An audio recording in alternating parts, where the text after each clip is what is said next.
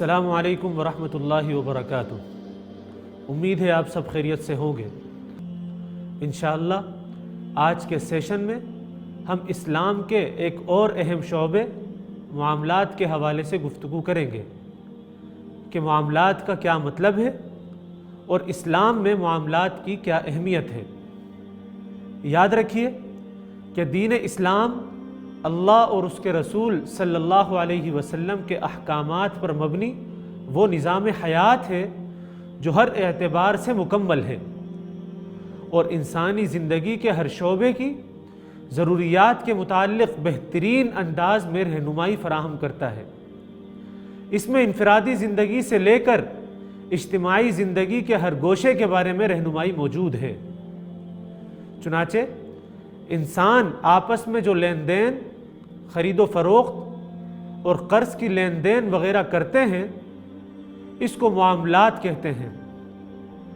انسانی زندگی میں باہمی ربط و تعلق کی وجہ سے ایک دوسرے کے ساتھ معاملات ضروری ہیں، بلکہ زندگی کا دار و مدار ہی معاملات پر ہے۔ اسلام نے دیگر شعبہائے زندگی کے ساتھ ساتھ معاملات میں بھی انسانوں کی رہنمائی کی ہے تاکہ لین دین کرتے وقت انسان احکام شریعت اور وحی الہی کی روشنی میں اپنے معاملات کو جائز اور پاک صاف رکھ سکیں، ایک دوسرے کے ساتھ دھوکہ دہی، جھوٹ، مکر و فریب وغیرہ جیسی چیزوں سے پرہیز کر سکیں۔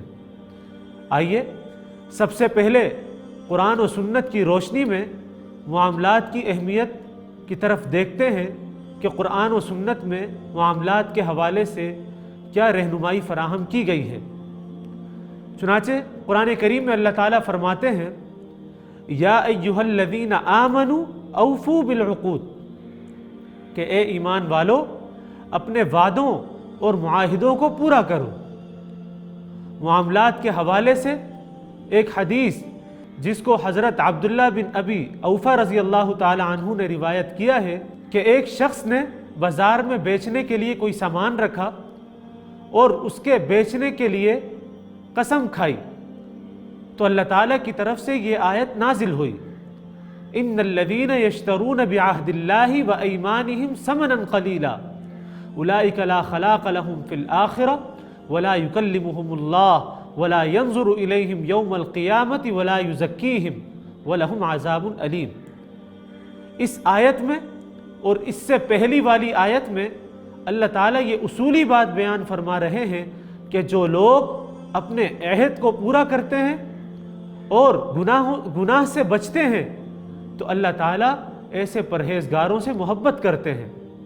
اس کے برخلاف جو لوگ اللہ سے کیے ہوئے عہد اور اپنی کھائی ہوئی قسموں کا سودا کر کے تھوڑی سی قیمت حاصل کر لیتے ہیں ان کا آخرت میں کوئی حصہ نہ ہوگا، اور قیامت کے دن اللہ تعالیٰ نہ ان سے بات کرے گا، نہ ان کی طرف دیکھے گا، نہ انہیں پاک کرے گا، اور ان کا حصہ تو بس انتہائی دردناک عذاب ہوگا۔ ایک اور حدیث میں حضور اکرم صلی اللہ علیہ وسلم نے ارشاد فرمایا جس آدمی نے جھوٹی قسم کے ذریعے کسی مسلمان کا حق دبایا تو اس نے اپنے لیے آگ کو واجب کر لیا۔ راوی نے عرض کیا کہ یا رسول اللہ اگر وہ کوئی معمولی چیز ہو تب بھی؟ تو آپ صلی اللہ علیہ وسلم نے جواب دیا اگرچہ وہ درخت کی سبز ٹہنی ہی کیوں نہ ہو، یعنی اتنی سی معمولی چیز کے بارے میں آپ صلی اللہ علیہ وسلم نے اتنی بڑی وعید سنائی۔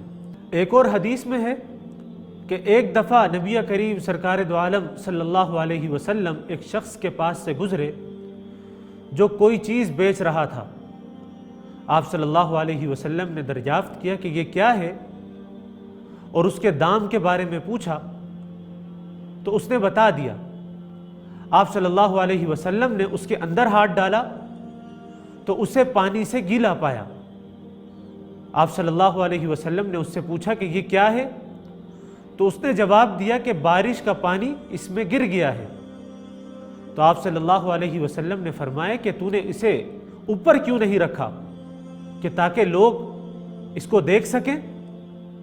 پھر آپ صلی اللہ علیہ وسلم نے خود ہی فرمایا کہ جس شخص نے فریب کاری کی وہ ہم میں سے نہیں ہے۔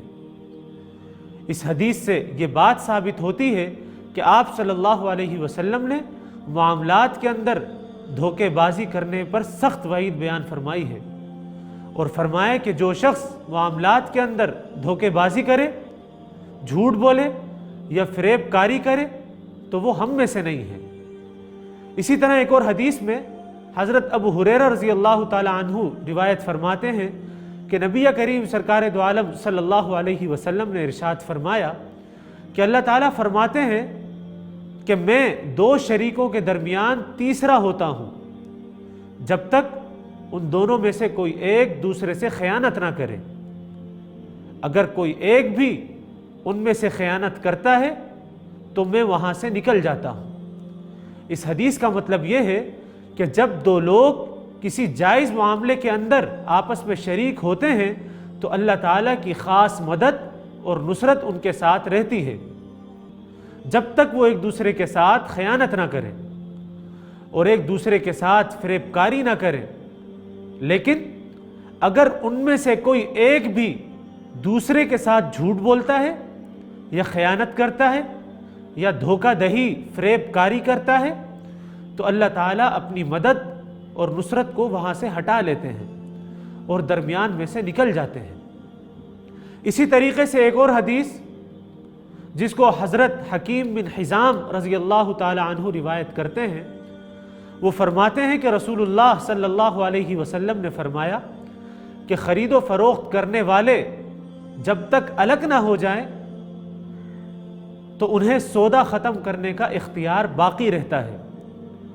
اگر دونوں سچائی سے کام لیں گے تو ان کے سودے میں اللہ تعالیٰ برکت فرمائیں گے، یعنی ان کے سودے میں برکت نازل ہوگی، اور اگر جھوٹ بولیں گے اور چھپائیں گے تو اس کی برکت مٹا دی جائے گی۔ اس حدیث میں بھی آپ صلی اللہ علیہ وسلم نے دو باتیں بیان فرمائیں۔ پہلی بات یہ بیان فرمائی کہ جو لوگ آپس میں خرید و فروخت کر رہے ہیں ان کو یہ اختیار ہے کہ الگ ہونے سے پہلے اگر اپنا معاملہ ختم کرنا چاہیں تو وہ ختم کر سکتے ہیں۔ اور دوسری بات یہ بیان فرمائی گئی ہے کہ اپنے معاملے کے اندر سچائی سے کام لیں، جھوٹ، فریب، دھوکہ دہی سے بچیں، ورنہ اس میں اللہ تعالیٰ کی طرف سے برکت اور مدد شامل نہ ہوگی۔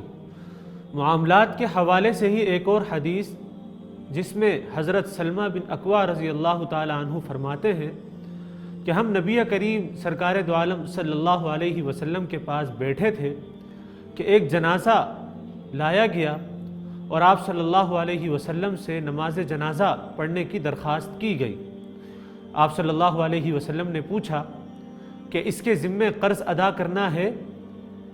صحابہ نے عرض کیا کہ نہیں یا رسول اللہ۔ پھر پوچھا کہ اس نے ترکے میں کچھ چھوڑا ہے؟ تو جواب دیا گیا کہ نہیں یا رسول اللہ۔ آپ صلی اللہ علیہ وسلم نے اس کی جنازہ پڑھا دی۔ پھر ایک اور جنازہ لایا گیا، صحابہ اکرام نے عرض کیا کہ یا رسول اللہ اس کی جنازہ پڑھا دیں۔ تو آپ صلی اللہ علیہ وسلم نے سوال کیا کیا اس کے ذمے قرض کی ادائیگی باقی ہے؟ تو عرض کیا کہ جی ہاں یا رسول اللہ۔ پھر آپ نے پوچھا کیا اس نے ترکے میں کوئی چیز چھوڑی ہے؟ تو جواب دیا گیا کہ یا رسول اللہ 3 دینار چھوڑے ہیں۔ آپ صلی اللہ علیہ وسلم نے اس کی جنازہ بھی پڑھا دی۔ پھر ایک اور جنازہ وہاں پر لایا گیا، صحابہ اکرام نے عرض کیا کہ یا رسول اللہ اس کی بھی جنازہ پڑھا دیں۔